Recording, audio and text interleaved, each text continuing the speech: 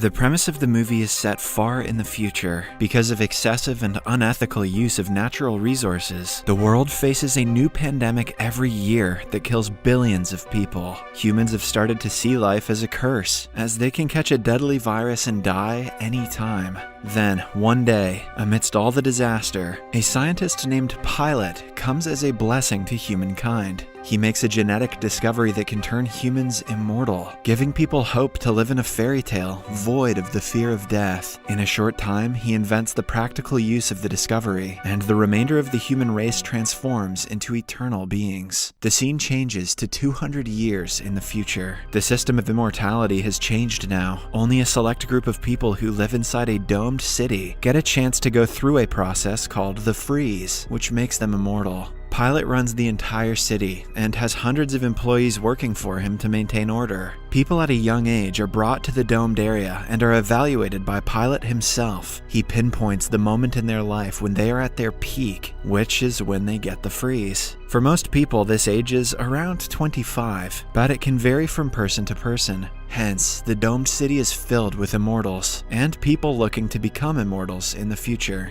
Then we are introduced to the protagonist of the film, Logos. He is being moved into the city alongside multiple people excited about their transformation. Unlike them, Logos has many questions in his heart. He doubts that immortality is a gift humans need, because to him, death is what binds life together. Without death, there is no living, there is just existing. Despite such concerns on his mind, Logos enters the city, hoping to find answers. On his second day in the city, he is approached by a woman named Psuker. She has sensed that he has been questioning immortality, and is here to invite him to a group, one that is made of more people like him. She hands him a box that is supposed to take him to said group without being tracked. Pilot and his right-hand man, Armoros, are watching the surveillance footage when they see the box and find it suspicious. Pilot asks Armoros to find out what the box is. Somewhere else, a tour guide, AK, is telling a bunch of new students about the process of freezing. One of the new citizens inquires about someone who used to work closely with Pilot. AK reveals that there was once a man who was as smart and intelligent as Pilot. They were partners until the man protested against the system of immortality, and his memory was wiped clean as a result. No one knows where he is now, but rumor has it that he has invented a program to end the entire immortality system before disappearing. AK is later approached by Armoros, who takes her to meet Pilot virtually. The man wants AK to spy on Logos and find out what he is up to. Since she is a guide looking to be promoted into a guardian, it is a perfect way to test her abilities. In the following scene, AK catches Logos and Suker together and eavesdrops on their conversation, but a smart Suker already knows that they are being watched. She talks to Logos in circles and tells him to come to the church later, but to AK, it sounds like a normal friendly conversation.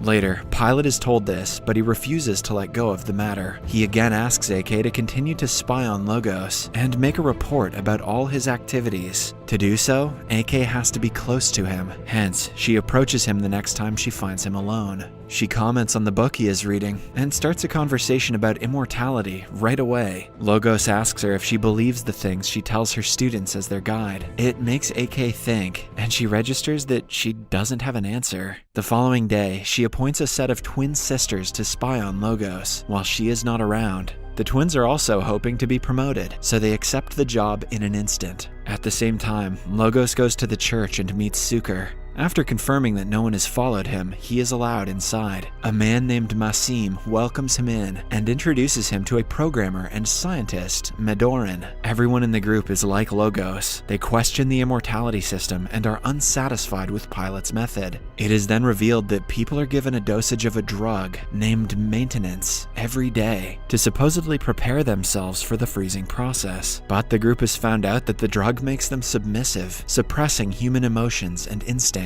They cannot love or hate, which makes them incapable of protesting against what they dislike. It is almost as if they are bred to become Pilot's slaves. Everyone who takes the maintenance drug is the same, but for some reason, Logos seems to be immune to it, which is why he has thoughts outside of the benefits of immortality. The scientist, Medoran, has found a diary made by Pilot's former partner and is replicating the virus that will overturn immortality. The group's primary goal is to make people realize that they can feel happiness and sorrow, so they protest against the system and end Pilot's rule. In the following scene, Pilot is with his teenage daughter, Amanda. She inquires about his ex-partner and reveals that his name was Helios. Amanda is a curious girl. She has many questions about the system her father runs, which normal citizens would not be allowed to ask. In a way, she is like Logos and the others from the group, and Pilot has started to realize this as well. In the morning, Logos wakes up because of a nightmare. He has been having a recurring dream where he is in the desert wearing a hazmat suit. The dream always ends with him struggling to breathe and passing out. AK is adamant about the promotion and is willing to do anything to complete the task Pilot has given her. That day, she approaches Logos again, posing as someone who wants to be his friend. However, in the middle of the conversation, she asks him if he takes the maintenance drugs that prepare him for the freezing process. Logos is taken aback by the question, but he lies and says yes. After some time, he is with the group that is planning to disturb the flow of maintenance drugs by changing the code, which can be done from the Capitol building. This is sure to show people how it is to feel human emotions. But to recode, they need access to the underground tunnels of the Capitol building. Logos remembers that AK works in the Capitol, and her card can be used to gain access to areas that are otherwise not open to the general public. He goes to meet her and asks her if she takes her maintenance drug. Before she answers, the twins interrupt them. We see Armoros asking AK what Logos was talking about, but she lies to him and claims that he just came to say hi. Logos' question remains on her mind for the rest of the day. Hence, she eventually goes to meet him. He trusts her and brings her to the rest of the group, revealing every step of their plan and their goal to someone who has been sent to spy on them.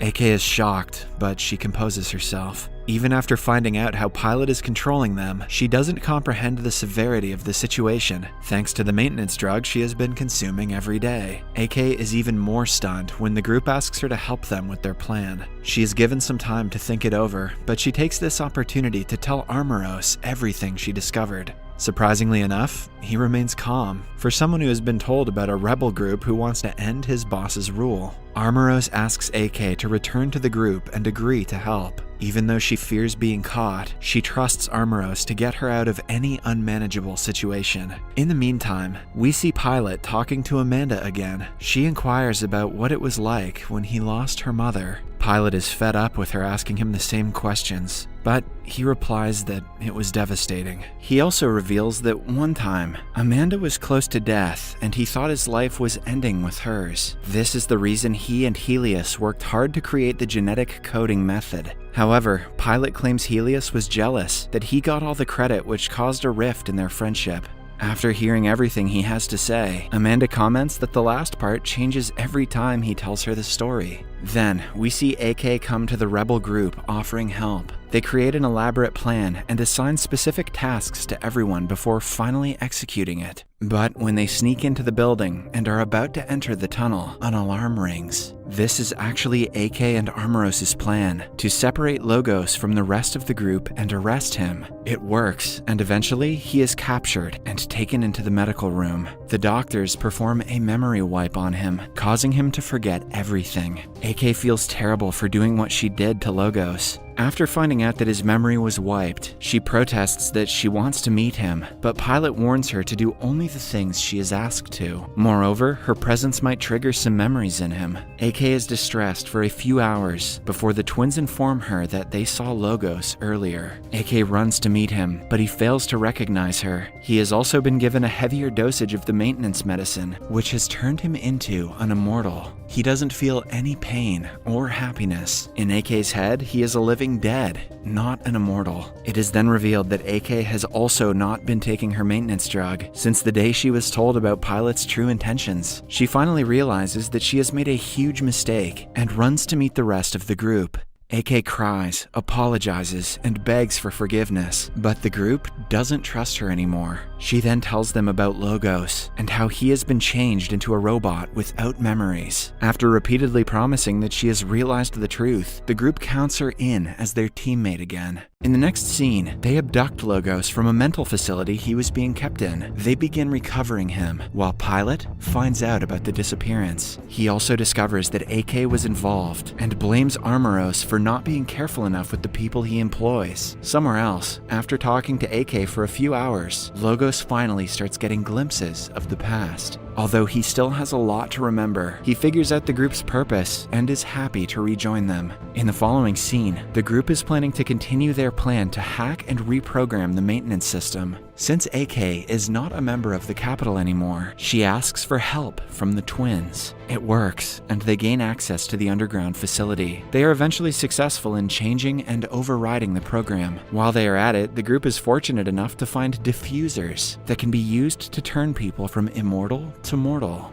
Then, we see the entire group escaping to the city. They take shelter in between the mountains by building tents. Suddenly, Logos has an epiphany and uses the diffuser on himself, desperate to feel emotions. He passes out right after, which scares everyone. The doctor of the group helps him, and he returns to consciousness in a few hours. AK, who is scared for him, finally admits that she has started to like him. Logos also tells her that he feels the same. In the following scene, the group finds out that Pilot is launching a new program today that will strengthen his hold on humans. He wants to deliver a live message to his people, but the system is hacked by the group. Instead of Pilot, Logos appears on the screen and tells the people everything about Pilot's unethical way of controlling everyone. He asks them to think freely at least once and promises that everything will be crystal clear to them after that. The people are riled up upon hearing the long speech. Armoros tells Pilot that they must stop the group as soon as possible, but Pilot is cool as a cucumber, assuming that his system can never malfunction and the general public can do nothing. After that, AK comes into their view with the diffuser. She uses it and turns herself into a mortal. At last comes Amanda with a twist. She reveals that before dying, Helios stored his cerebral data, his emotions, his thoughts, ideologies, and so on, into a hard drive which has been downloaded into her brain. In other words, she is Helios. In the last scene, AK narrates that Amanda is the key to returning humans to their natural form. She is hopeful the group will soon be contacted by her. Subscribe for more videos like this, turn on notifications, and leave a like to help the channel out. Thank you for watching.